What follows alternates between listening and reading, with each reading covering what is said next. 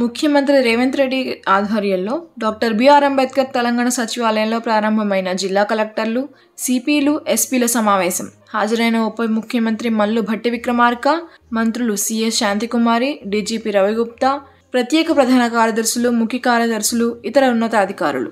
ఈ నెల 28 నుండి 6వ తేదీ వరకు నిర్వహించే ప్రజాపాలన నిర్వహిస్తున్నాం. రాష్ట్రంలోని అన్ని గ్రామాలు, మున్సిపల్ వార్డులలో సభల నిర్వహణ.